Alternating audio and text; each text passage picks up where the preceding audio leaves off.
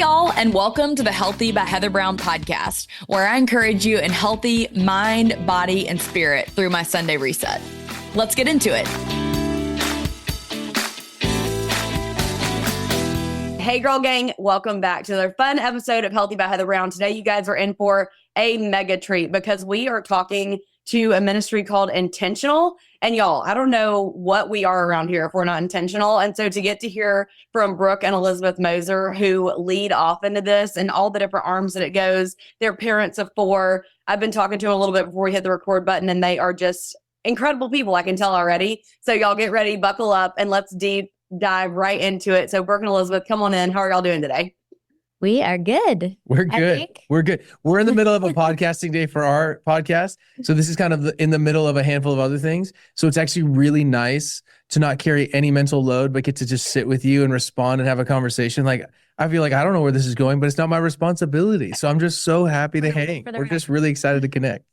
So freeing, so good. That's so true. I feel like for people that are listening to this, that obviously maybe don't listen to a ton of podcasts or don't know much about the inner workings, it really is so interesting when you just get to show up on somebody else's show and you're like, gosh, I just get to answer questions about myself. This is so easy. Yes, it's a different deal. It's a different deal, but we're happy to be here nonetheless. It really is. So Brook and Elizabeth, will you tell everybody a little bit just about your background? How did y'all meet? How long have you been married? I mentioned that you have 4 kids. Maybe just dive into like y'all's basics.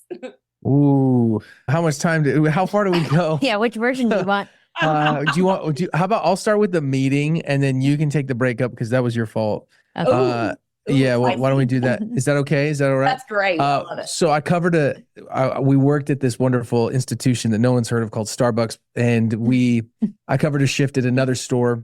This girl walks in, I'm making drinks. I see this girl in line. It is Elizabeth. And I'm just like taken aback in every single way. I'm like, who is this girl? She's so attractive. Obviously I didn't know her. So it was just purely looks on that at that point. And then I'm making drinks and then she like disappears. And I'm like, where'd the girl go? She comes out from like the back room, has an apron on. I'm like, oh my gosh, the girl works here. But not only does she work there, she's like the shift manager for that whole deal. And I was like, oh my gosh, who's this girl? So I'm making drinks and I didn't have time to meet her because we were busy. And she was making drinks on one bar. I was making drinks on another. And we had that magical ice box in the middle where we both went to go, basically get ice at the same time. And we make eye contact. I'm like, hi, I'm Brooke. She's like, hi, I'm Elizabeth. And man, I was just like, this girl's out of my league. She's older. She's got to be married. She's got to be all these things. Like I was writing off all the reasons why I would never be able to connect with her. We were 17, by the way. Yeah, that's another detail. We were 17. So young. Oh my gosh, I love it. So young. And then her dad comes in to have lunch with her on her lunch break. And he is like, if you ever know him, he is like probably one of the most get to know you lovely people. And I'm standing making drinks and he just after the lunch comes up and just says, hey, I heard you're new here. Starts talking to me over and over and over, like asking me a million questions to where I was getting concerned. Like, why is this guy asking so many personal questions? And it ended with him saying, hey, would you want to come over to our house tonight? We have like this Bible study thing. Just come over. I hear you're like, because I had mentioned that I go to church. And so he invites me over to the pretty girl's house. First day. And I remember my shift got done early. And so I asked her, I said, hey, this is before we had maps on phones. We had to do MapQuest stuff. You remember that? Yeah, you print it out. It's never right. You print it out. I was like, I don't want to get lost. So maybe can I grab your number just in case, I can't find the house? And she like saw right through it. She's like, yeah, okay. So she gave me the number. And we dated for 6 months. And then, sweetie, what happened? Why don't you tell them what happened from that? What did she say? Okay, it's important to note again, we were 17. Yeah, and we are obviously poking fun, but yes, 17. Totally. I had never dated anybody, first boyfriend, lots of like spiritual language around like I just didn't have peace about it anymore, all of those things. But really, yes. really, we were just 17 and we both still needed to grow up. Big time. Was me especially. Basically it. Especially. So I broke up with him, which he really likes to share this part of the story because he was on a family vacation with my whole family. Listen up, listen. Like 50th wedding anniversary for my grandparents. And he has, and I say it's his fault. He says it's my fault. But the night before we had to drive home, like 13 hours in the car from Sacramento to Portland, where we lived at the time, he says, so do you still have peace about our relationship? And I just burst into tears. Like, no. He's like, well, maybe you should sleep on it and pray about it. And let's not decide anything tonight. Exactly. But then we talked the next morning as we're getting in the car to ride with my entire family. And we essentially break up during that 13-hour drive. No, we broke up before the 13-hour drive. And I'm just going to tell you the pinnacle, and then we'll move on. The pinnacle of this story and the pinnacle of the immaturity of this story and why it was probably very appropriate we broke up is we land somewhere in the halfway through the trip. We stop. I think we were like at a Jamba Juice somewhere in the middle of California. And, at that point I was like, I was paying for everything because it's like, it's the man's thing. I'm going to pay for stuff. And we're in line at a Jamba Juice and I walk by her and I'm like, well, I guess you're going to have to pay for yourself now. And then I just kept walking. So lots of maturity. Mature moment. The full circle though is we broke up for about 2.5 years and then obviously started dating again. I took her up in a hot air balloon and said, will you please marry me or I will jump out? She did say yes. That's why we're here today. And then we've been married for almost 18 years. Almost 18 years. Yeah. Almost 18 years now. And 4 kids and lots of time. Yeah. Yeah. That's incredible. Well, I love hearing people's stories. I always think it's so interesting and fun. And you guys did not disappoint with that story. So thanks so much. Sure. Okay. So I do want to go a little bit into, we were talking about communication because obviously you guys had some communication stuff going on there. You took your time. You were also 17, let's be clear. So we'll give you some extra measures of grace there. But one thing that I really want to dive into in this episode with you guys is just what it looks like to have healthy communication with your spouse. And especially, God actually laid this on my heart this morning. And so I know there's a reason why. And so I just kind of want to lean into some of your wisdom. But a lot of my followers have kind of reached out to me in direct messages or talked to me when I've been at events or what have you, and just been like, listen, when I listen to your podcast or hear you and Eric talk, I do a Marriage Corner segment with Eric. A lot of the things that you guys talk about, I can't even imagine having that conversation with my husband, because even though when we first met, maybe he was on fire for the Lord, or maybe, things have just happened in our life. And now either he or I are not as close to the Lord anymore, or maybe he's even walked away from the church, or I'm debating walking away from the church. And so there's just so much hurt right now in marriage, I feel like. And especially for those that are unequally yoked. And I just love to ask you guys, if you don't mind just maybe pouring out some wisdom for either the wife that's really desiring for her husband to step up to the leadership role in marriage, or even for someone who's struggling themselves, but they feel like their husband is more into it than they are. Well, maybe just to start, because Elizabeth will have some incredible wisdom for sure. And I'll have some thoughts. I would just say the first thing is that's really hard. That's just really hard. There's no doubt that. And maybe to be super transparent, which we very much desire and value, our marriage is not easy. We have to do a ton of work. So I just want to take any sort of idealism or pedestal that you might place us on because we're having a conversation about this. Yeah. Our marriage is just as hard as your marriage. And our marriage is just as challenging. We're both really passionate people, and we're both really intense and not nice a lot of the time when our fleshly side is there. So I think it's just important to maybe even to respond to that question. Our dynamics are not easy. We've had a lot of challenges. Elizabeth has a lot of chronic health stuff, which plays into, one dynamic of our relationship. We have a little girl with special needs. That's another dynamic. And we have a lot of health stuff within our family, which creates a lot of interesting dynamics for our marriage. We literally, most people that hear our story or that we talk to, therapists, counselors, we have a whole team of people. They're always like, we're surprised you're not divorced. And we're always like, we are too. So thank you, Jesus. And also, I think we've had a lot of folks to help along the way to give us some real wisdom. So I just want to say that off the gate. We are with you that marriage is not easy. And there's moments when one of us or both of us are maybe more in or more out, depending upon the season, the suffering, the pain. And I think that's just a really helpful place to start from. So with that, Elizabeth, what are your thoughts? No, I'm glad you said that, because we live in a world where we see everybody's highlight reels and all of their good moments. And we hear even really great podcasts where we're really inspired and yet can walk away feeling like we're a failure or doing a really bad job. And I think we need to hear more of people's failure stories and reality stories to feel less alone. So I'm really glad that you started with that, because all of that is true.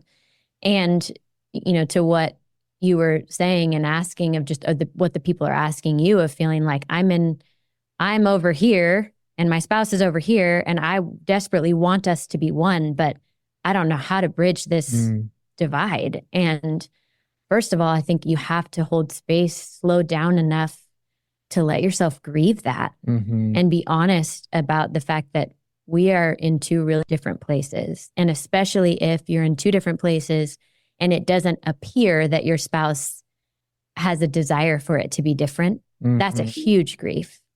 But oftentimes we do desire it to be different. We just don't know how.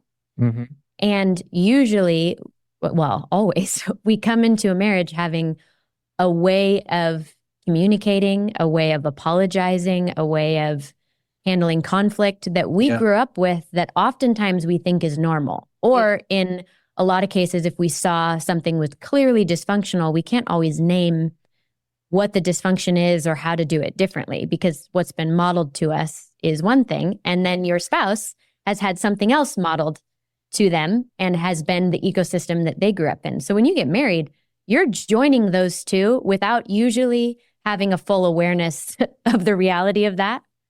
And so I think if we can separate ourselves from the hurt long enough, because we hurt each other in marriage, that's the reality of it. And the longer you've been married, the bigger the pile of hurt often is. Now, usually, hopefully, as you're growing and you're both maturing and hopefully getting healthier, you also have a bigger bag of tools to know how to work through that hurt.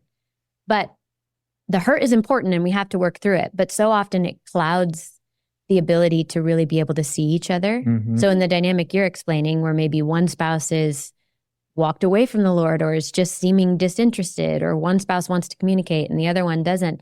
If you can remove yourself from the hurt just a little bit and put it over to the side, it's important. It needs to be dealt with and addressed. But you can kind of mentally put it on a shelf, put it off to the side, and get a little bit curious of, why does my spouse feel like they can't talk to me? Or why are they disinterested in the Lord? And peel back the layers of their story. You know, if you're married, you probably know at least a decent amount of where your spouse came from. You've had enough interaction with your in-laws to understand some of those dynamics. Or you hate your in-laws enough, or have enough tension with your in-laws. They're like, well, the apple did not fall very far, you know? But so often we just stay in the resentment about that. But if we can put the hurt to the side and get curious and ask our spouse questions with no shame attached, with no you always, or I want more, or if we can just put those statements to the side for a minute and just say, hey, it seems like you don't really want to talk to me about this stuff. I want nothing more than to be a safe space for you to hear what's actually going on in your heart and your life. Is there anything I'm doing that's making that difficult?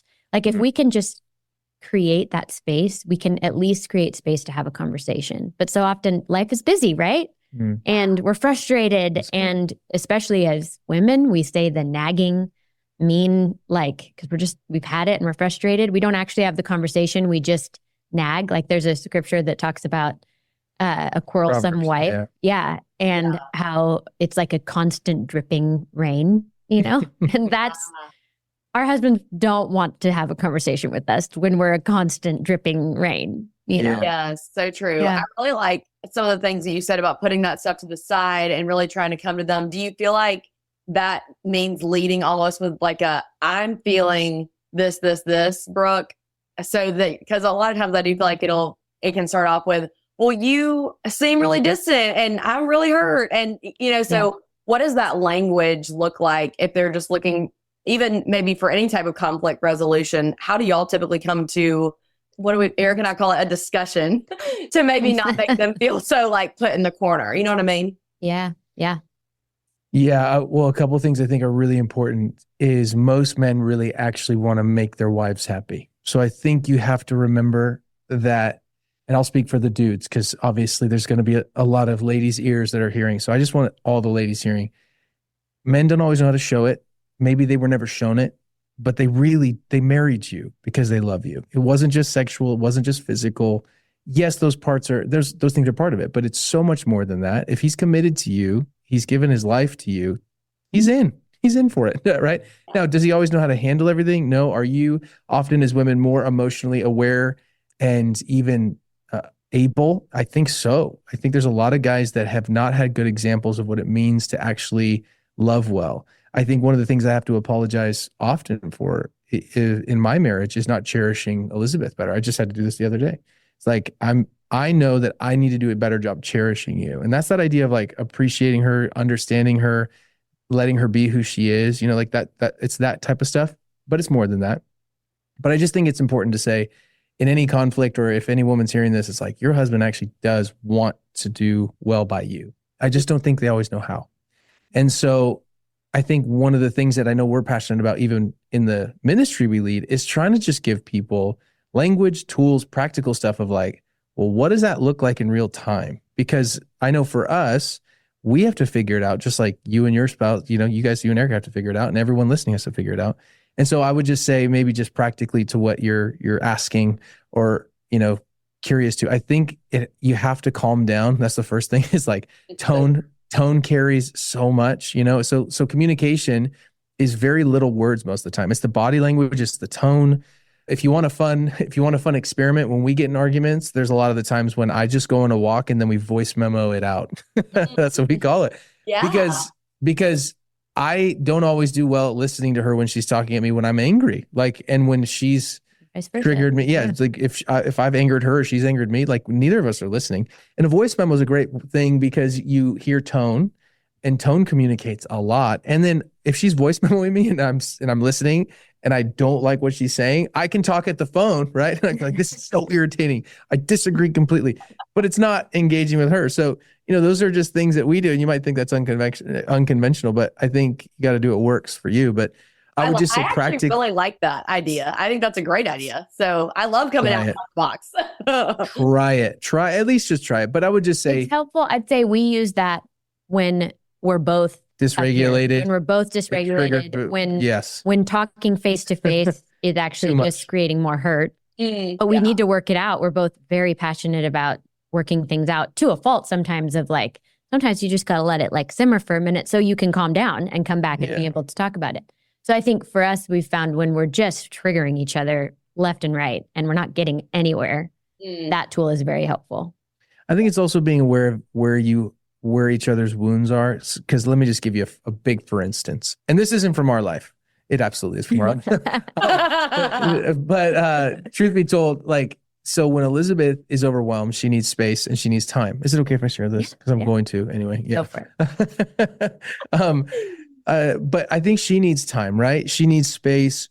She can't talk about stuff too much. She has an emotional window of tolerance that is like, once it's passed, once we've talked about something for too long, it doesn't matter how well intended she is, she shuts down, she just turns off. She can't really do it. It's not fruitful anymore. That hits a wound for me of abandonment and stuff that I've had growing up, of just feeling like the people that I needed at moments weren't there when I needed them. So when she has a very normal need to be like, I can't do this because of my capacity, it triggers something in me, and it's not a pretty deal. So she just has to shut off, and she has to walk away, or she has to get out of that situation.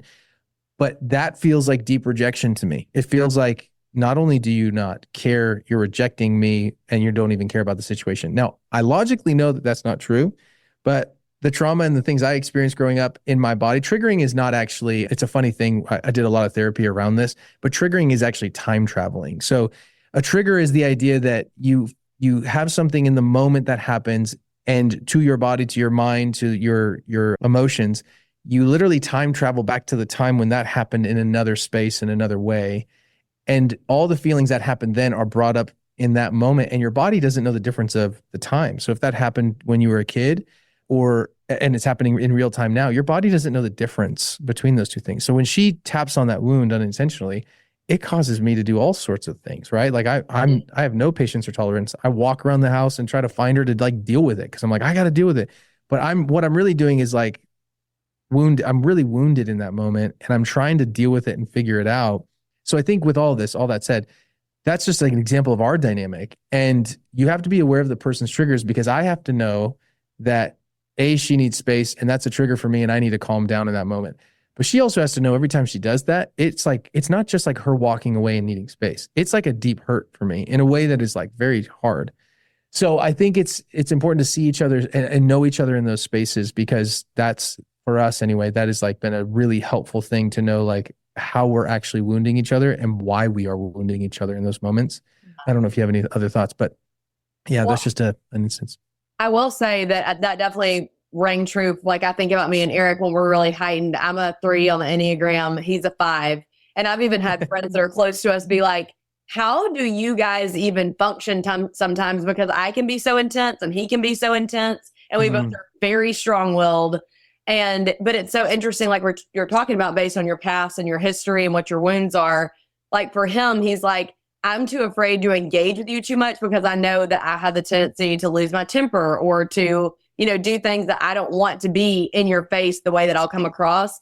And I'm like, no, don't leave me. Like, I want to figure this out. I can't handle it until we've, like de-escalated. So I feel like there is so much learning that happens in conflict, especially I feel like in those first, maybe even like 5 to 10 years of marriage. And you both change so much also that you're like then relearning how to go through communication in different parts of your marriage. So I'm curious for you guys, if somebody's hearing this and being like, ooh, when he's describing that triggering feeling, that's me. And I don't know what to do with that. Are there almost like signs or something that people could look for things that they need to do to be able to reset their communication with their spouse? And if they feel that, like, what is even the first step of how to do that? Yeah, I mean, I think we both would have things to say on this, but usually they're bodily sensations that happen first that we get really good at ignoring.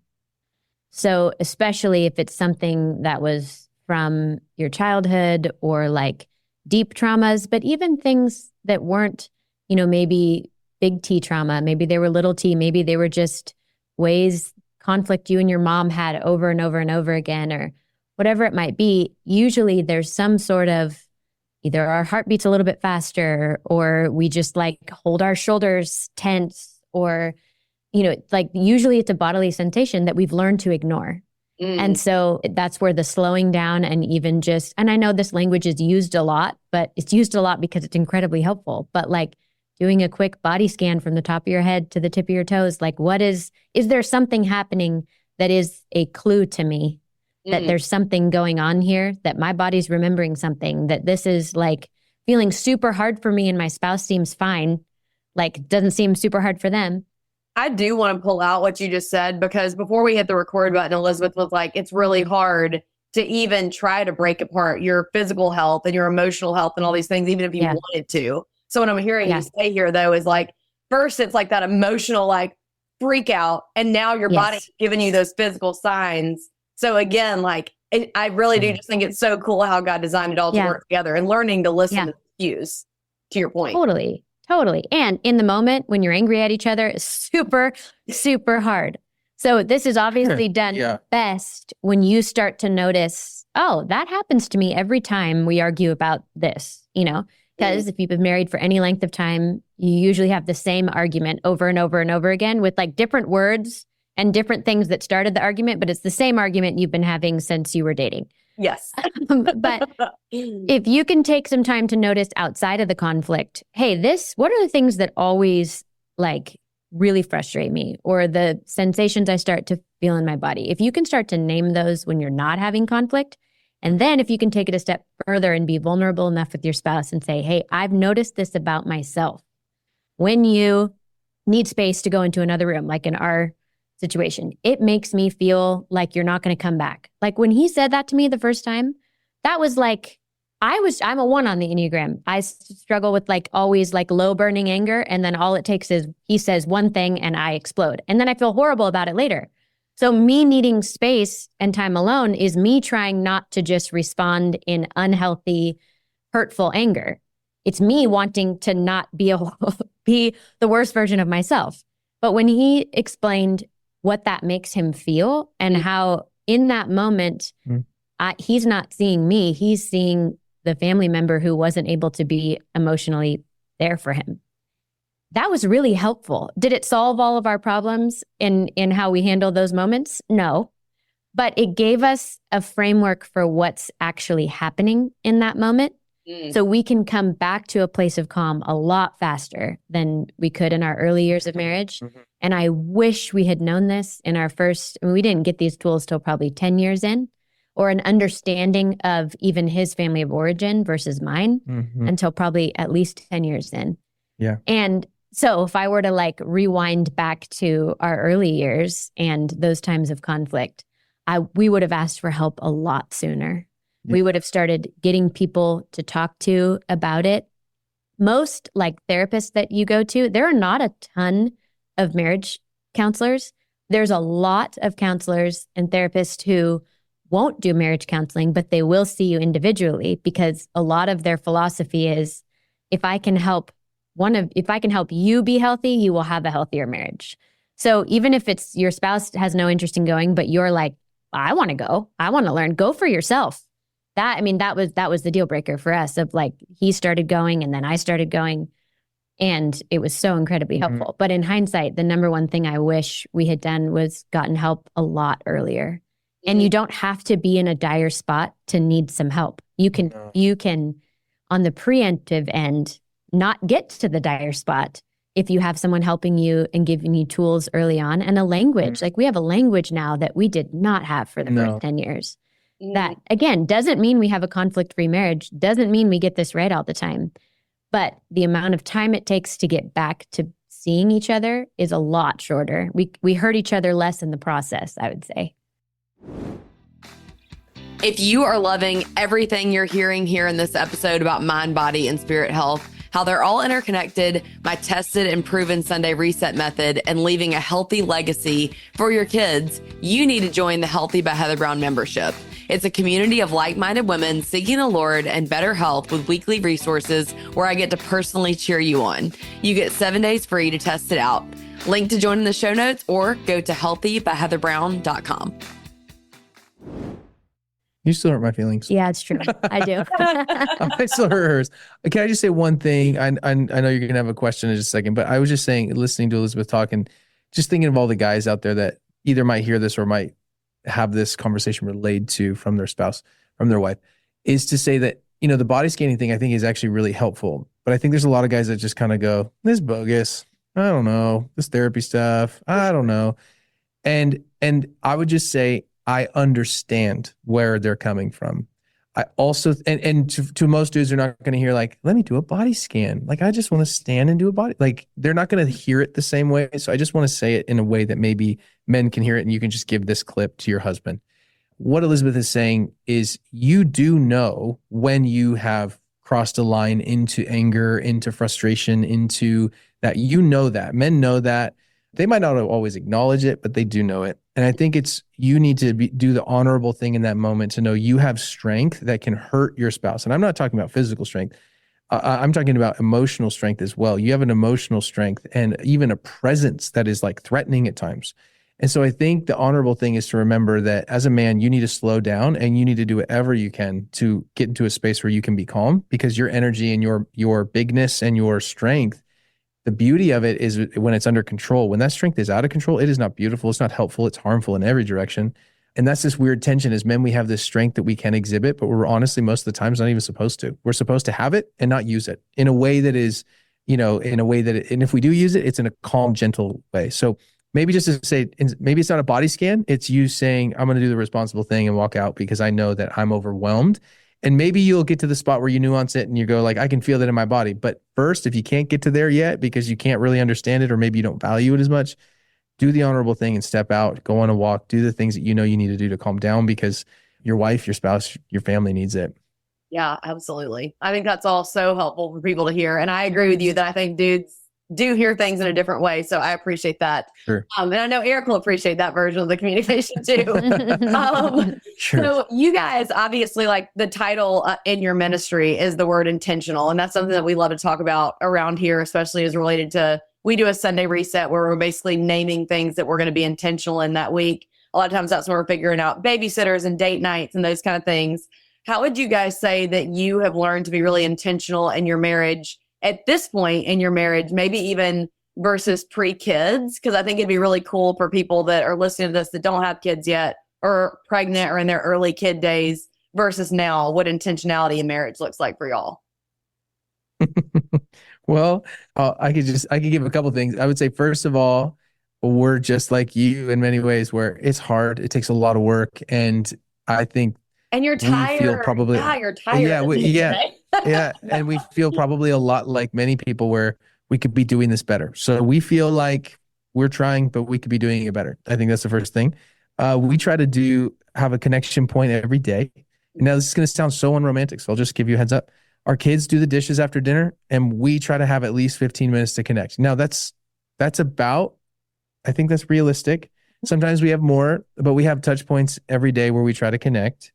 We try, but do not accomplish date nights every week. We haven't gone on a date like that probably for a couple of weeks, if not a month or more. Our seasons have been really busy. We travel for what we do, and that gets really busy. And then our kids' schedule's nuts. So I think that's an area that we're still like, yep, put a pin in that. We still want to do a better job of that. But I also think that it doesn't always have to look like just a date. And then we try to do a night away or night or two a quarter. Again, that happens. Sometimes it doesn't. That's our attempt. And then we try to do at least a week away alone a year, if that's possible, one time a year. And that's a little bit easier. We've been able to stick to that a little bit more with. That's new. That's been just new. The last couple years. Yeah. And we've been able to do that. And we find that so immensely helpful. But it's not, but again, like these are, we're living into some of these ideals, or trying to. It's really hard to actually, on the very practical day to day, it's really hard to actually make that happen, if that makes sense. I just think there's a part of it that is really important for us in this season. I was just highlight, like, yeah, we're attempting as much as we can to live into it, but it is really hard, and it takes all of our energy. But those are just that's like high level stuff. But what are your thoughts? Can I get nitty gritty with you guys? Because sometimes I feel like even when Eric and I have the chance to catch up at the end of the night, I'm like, okay, do you want to watch a show together? Like, what do you want to do? And sometimes, and I know everybody's career is different, but like for him being a 5 on the Enneagram, he would tell you this, like he has a 20% battery at the beginning of the day. He can tell you how much he can allot to that, that day. And then once he's out. And so he'll be like, babe, I love you. And I just like, I don't even have the brain space to like compute a show because I want to be able to enjoy the show with you.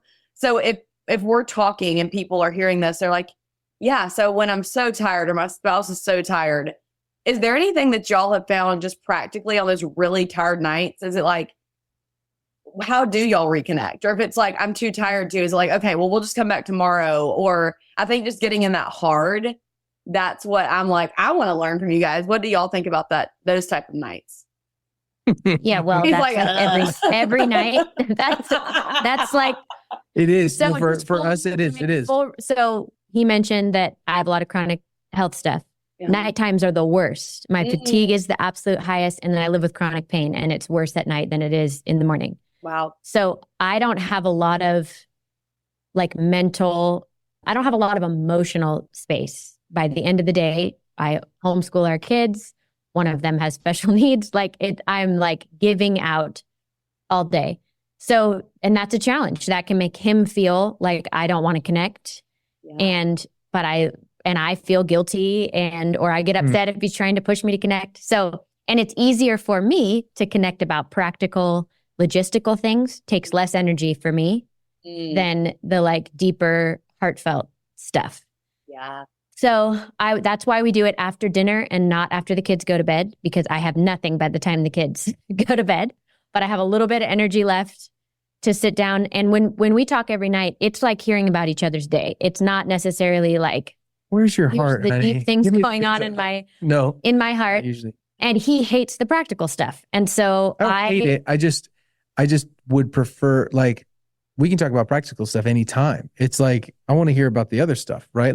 The stuff that's actually deeper below the surface, but there's more energy expended there. So we've had to work, and this will be different for every couple. You might have a couple that both of you come alive at night, and the nighttime is your time to connect. Or you might have a couple that they're just not morning people at all.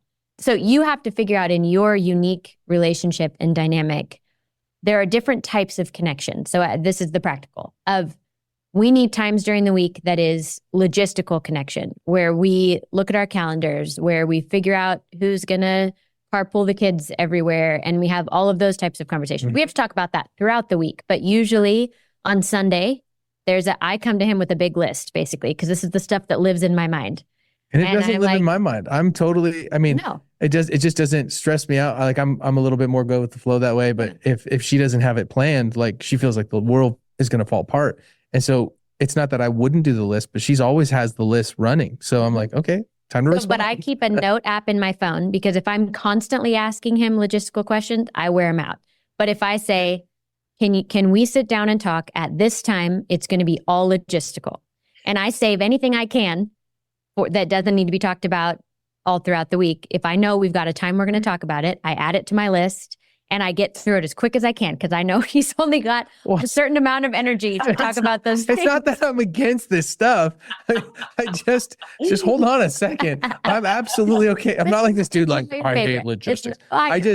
Yes, because so much of my day-to-day and my job is that logistical, practically making decisions. Like it is decision fatigue by the end of the day, or, in those moments when I'm not ready. So I think even what she's saying, which is maybe the lesson to pull out, is she is actually thinking about where I'm coming from and noting that will be at that point of the day harder for me to connect just because of practically the rest of my day.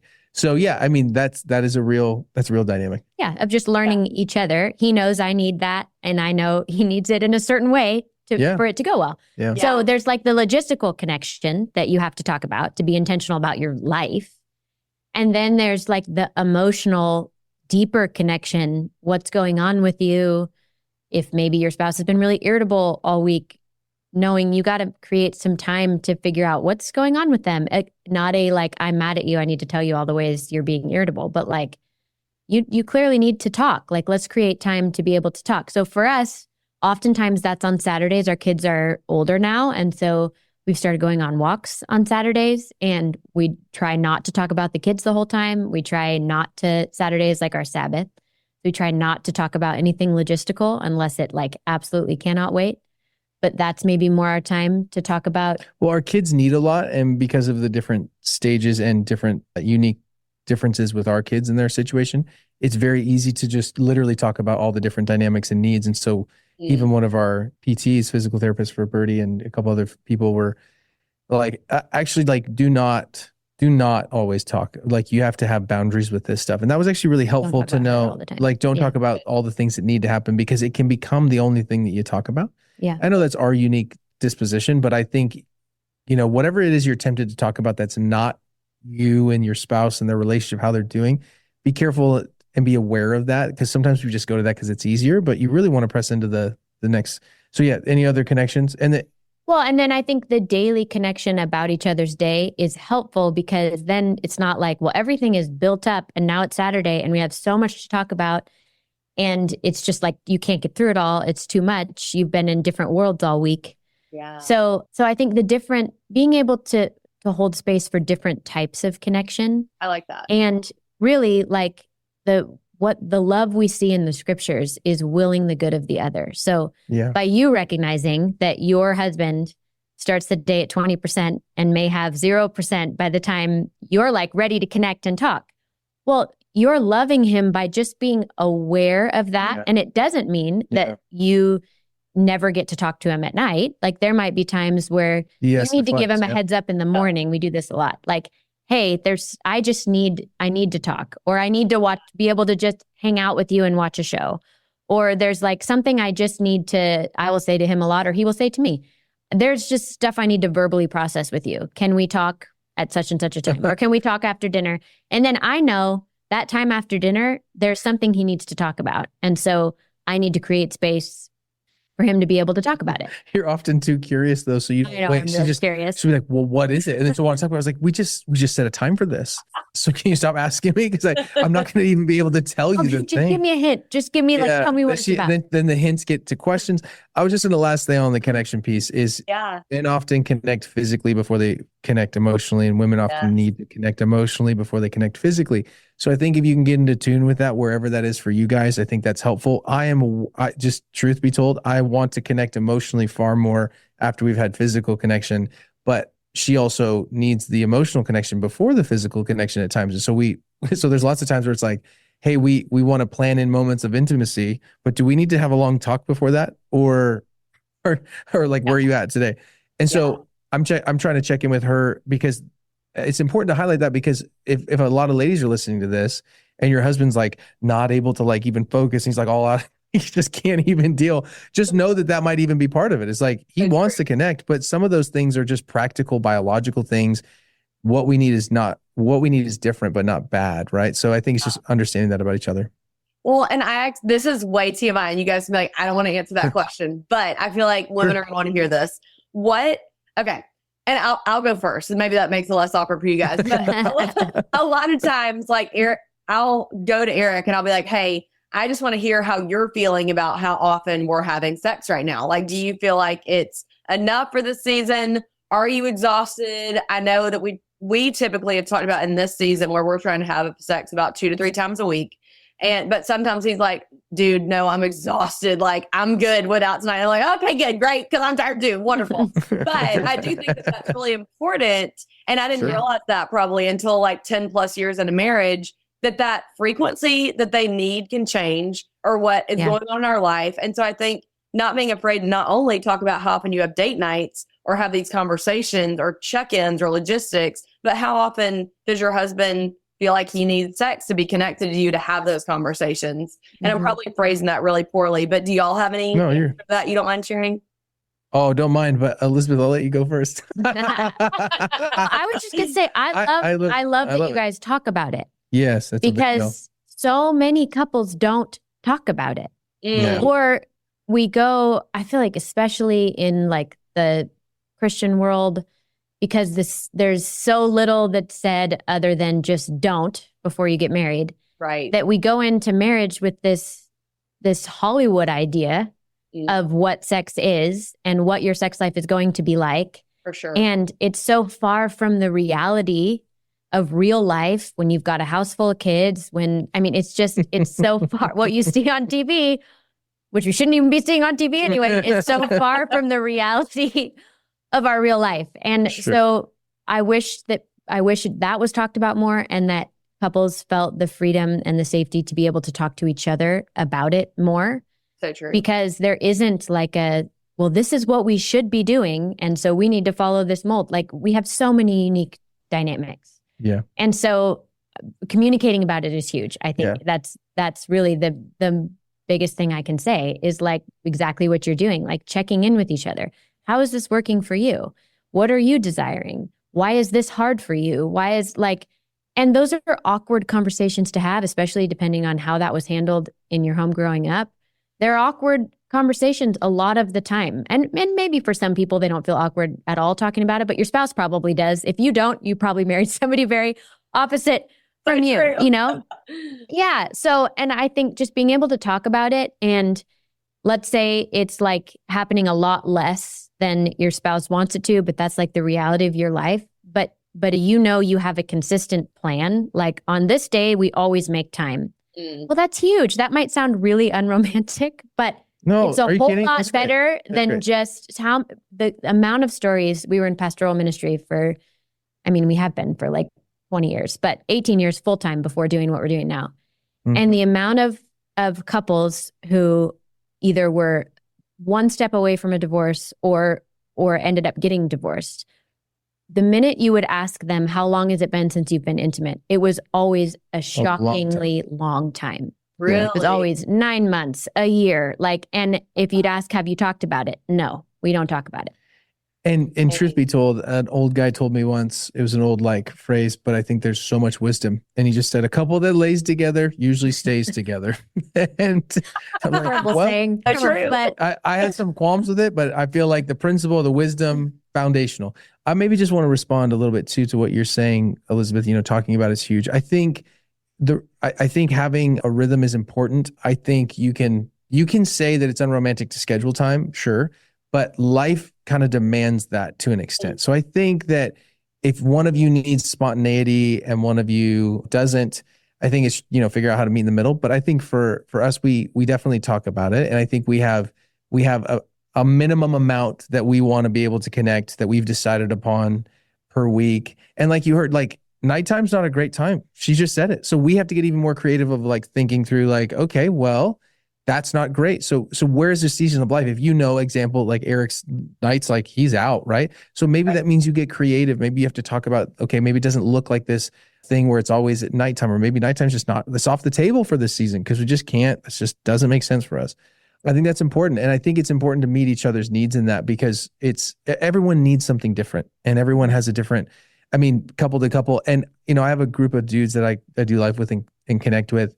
And we were hanging out recently. We asked this question of like, one of the guys was like, what is regular? Like, how often are you guys doing this? Right. Like just kind of generalized curiosity. Yeah. And everyone was going around and saying the same thing. It's like, anywhere from like, we try to hit, 2 or 3 times a week potentially, but that just shifts. And that sometimes that's a lot. And sometimes that's just the bare minimum. We, whatever. And then one guy had said like, maybe once a month if we're lucky. And we're all like, whoa, we need to talk, right? Like it was a great indicator of what was going on. And if you kind of peel back the layers of what was going on in that relationship, you would know like, oh, there's a lot of really hard dynamics in their relationship. And it doesn't surprise me at all that that's going on. So anyway, I think it's an indicator of health. It's an indicator of I think talking about it, and we're okay. I don't know if that answers the question that you specifically asked though. So let us know if that actually was in response to your question, because I think no. I feel like that's great. I feel like that gives people a good, almost just like barometer, because like you said, if women are listening to this and they're like, yeah, I think my husband's really lucky because he had sex once a month with me. Sometimes it's just nice to hear from other Christian couples that actually could be not as healthy as what you might think. Or sometimes, you know what, you have a baby, you don't have sex for 6 weeks. Okay, we all get it. Like things happen. Yeah. Life happens. Sure. But at the same time, if that's just your norm and it has been for years now, let's maybe be open to even talking with other people at your own local church or your own, those type of things about what could be going on there. It's deeper. Well, I was just even thinking the real importance of this, and this is something I know we are passionate about, even with our kids, is it's your job as a couple to create a healthy sexual culture in your home. So many people that grew up, I'm sure yourself and even others, many listening at least, maybe did not have parents that even walked them through the importance of sexual intimacy, why it matters, what it even looks like. So we have all of these based upon other people's opinions. It's our job to create it and to be normal about it and to normalize it, to talk to our kids about it. And I know that this might sound lovely, but for our kids, we had the sex talk with my son when he was like, I think 9 or 10. And the sex talk is never just one thing. It's never one and done. It's the beginning of many conversations for their whole life. And really with our daughter as well. And I remember she came to the realization maybe a year ago now. She said, she was maybe 11, and she said, wait, so you guys do this, you guys have sex more than just kids? Like you guys do this for fun?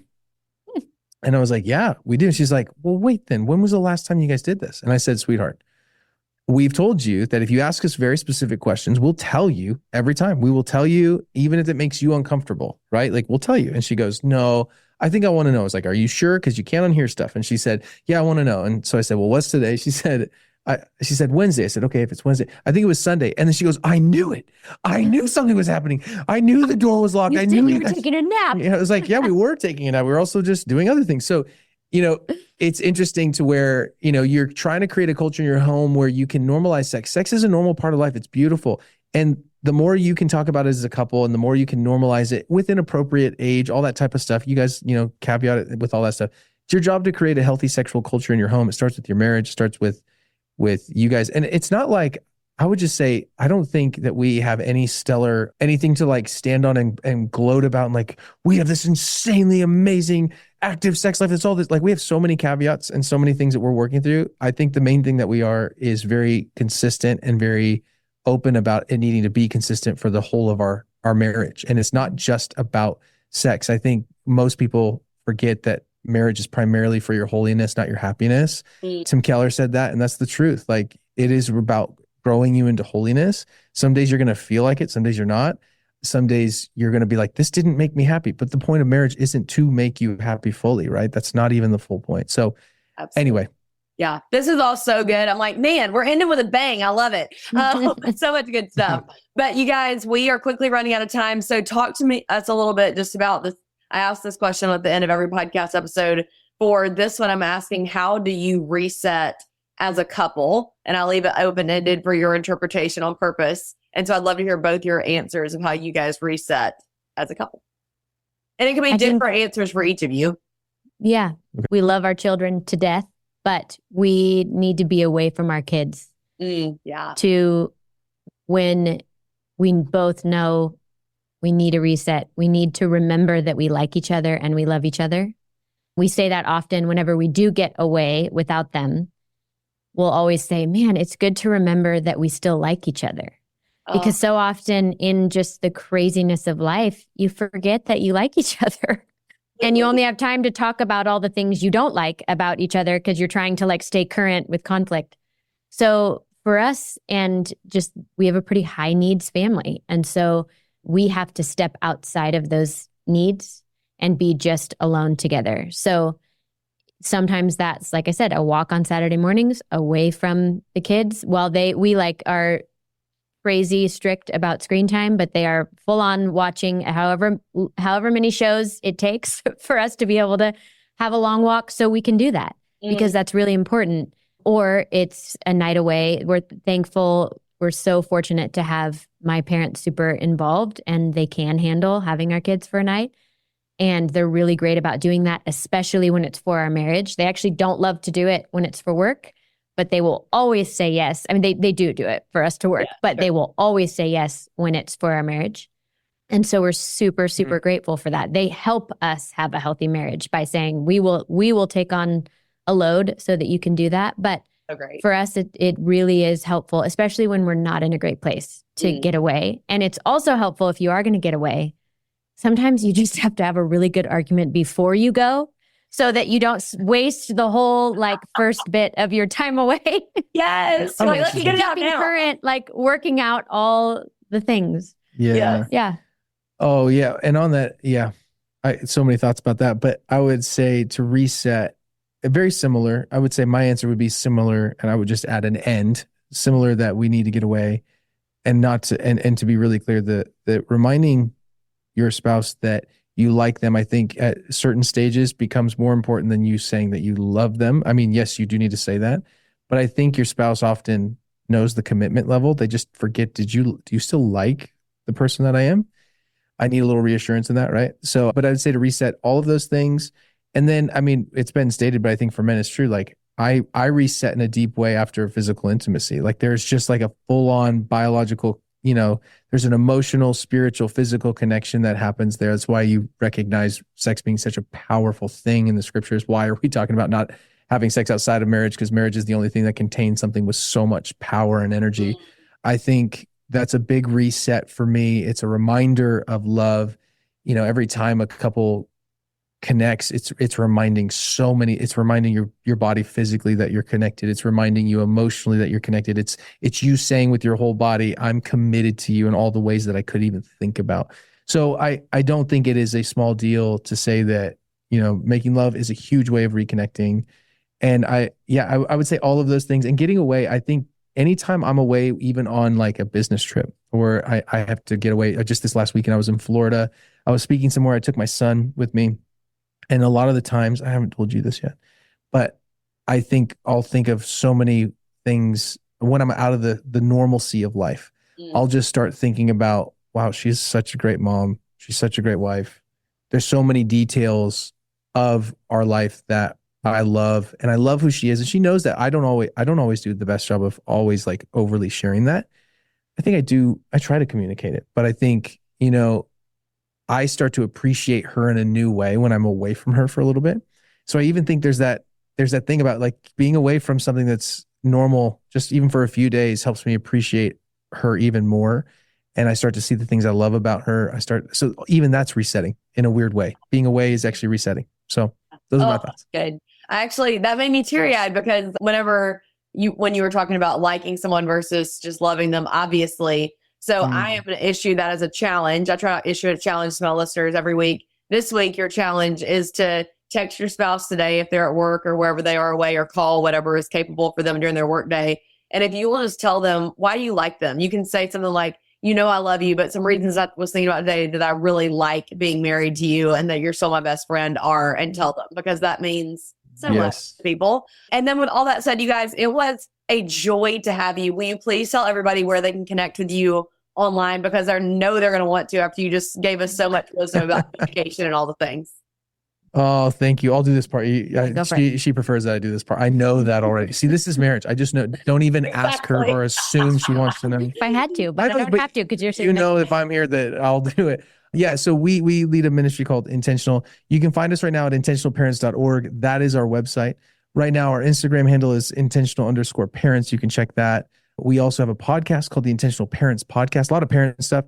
We have just launched, which is really fun, our whole intentional marriage arm. And we're starting with some really wonderful retreats out here in Bend, Oregon at a really beautiful spot and spa out here in May of next year. So we're launching that. But yeah, you can find us on the podcast, on social media, website, all the above. We have a bunch of resources you can check out there, learn a bunch more there. Very cool. Well, I highly encourage you guys to send me an email afterwards with a link to information about y'all's marriage retreat. Eric and I would love to hear about it. That's so fun. Oh, sure. Come. Yeah, we'd love to have you. It'd be great. Yeah, let's do it. But you guys, make sure you go give them a follow. Make sure that you screenshot this episode, share it to your Instagram stories, please, and tag us. We'd love to see what you enjoyed about today's episode. And with all that said, did one of you guys mind closing us out in prayer? Yeah. Love to. You do it? And Father, we just thank you for the gift of marriage and that you gave it to us as this beautiful picture of what our relationship with you is like and the depth of intimacy that we can have with you. And man, the enemy so loves to taint that picture and make it hard, make it hurtful. And I just thank you for spaces like this. I thank you for Heather and the way that she's not letting the enemy win. And she's saying, no, we're going to talk about this. We're going to help marriages. And so God, I just pray that you would use any of our own words that were shared today. Would you just infuse them with your spirit? And would you speak directly into the lives of the marriages represented by the people listening? God, would you do a redemptive and a beautiful work? The couples who are listening who are struggling right now, God, would you just give them a moment of hope? Would you give them a moment of curiosity and wisdom into each other's stories, that they might be able to just start taking steps towards healing and health? For the marriages that are doing great, God, we just say thank you. We just ask that today would be just fuel and encouragement to keep going. And for everybody in between, God, we just ask for your help. We all need your help to live full, healthy, thriving relational lives. And so we just ask for your help. We say thank you that your spirit is so freely given to us when we ask, God. So we just thank you for today, Jesus. Amen. Amen. Thank you, Girl Gang. Bye, you guys. Have a great day. Okay, friend, that's a wrap on this week's episode. If you're not already following me on Instagram, make sure to screenshot this episode, share it to your stories, and tag @Healthy by Heather Brown so I can connect with you in my DMs. It truly brings me so much joy to see how these episodes impact you. Make sure to subscribe so we can see you back here next Tuesday for our weekly show. In case you don't know, your downloads, ratings, and reviews are the actual lifeblood of this podcast, and it helps spread the word to your friends and family. So please hit the download button on this episode and leave a 5-star rating if you super loved it. And if we're really BFFs, you'll spread the happy and text this podcast link to someone who needs to hear it today for some encouragement. Scroll down to the show notes on this episode to see any and all links mentioned, freebies to fuel your health goals, prayer-related episodes, and the 7-day free trial of my exclusive membership where I personally coach and cheer you on in whole health. While you're there, make sure to check out my Amazon storefront with healthy snacks, my favorite look for less workout outfits, and books and devotionals that challenge me in my faith. If you ever need to find my Amazon storefront, just Google Healthy by Heather Brown Amazon and it will come up. Have a great day, Girl Gang.